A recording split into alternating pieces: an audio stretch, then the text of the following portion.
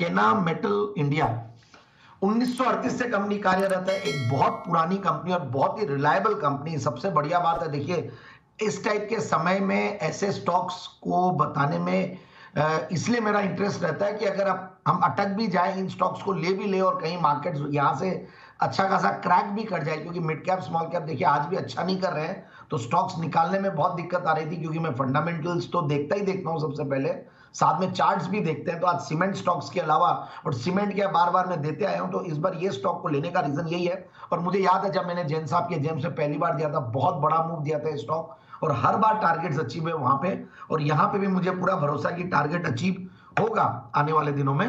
तो ये कंपनी के बारे में बताता हूं थोड़ा सा। कार्बाइड टूल्स बनाती है, स्पेशल पर्पस मशीन्स बनाती है, ऑटोमोटिव्स के लिए, रेलवेज के लिए, डिफेंस के लिए, इंफ्रा के लिए और जनरल इंजीनियरिंग के लिए।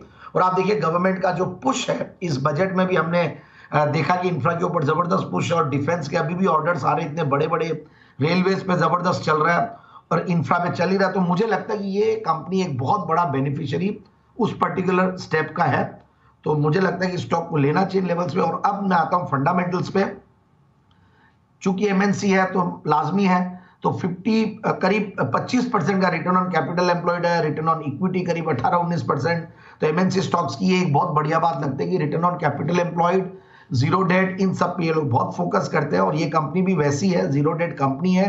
प्रोमोटर्स की अगेन 75% शेयर होल्डिंग है, again that gives a very good confidence. और कंपनी की पिछले अगर प्रॉफिट की कैगर भी देखें तो 8-9%, 10% के लगभग सिंपली ग्रो करती है।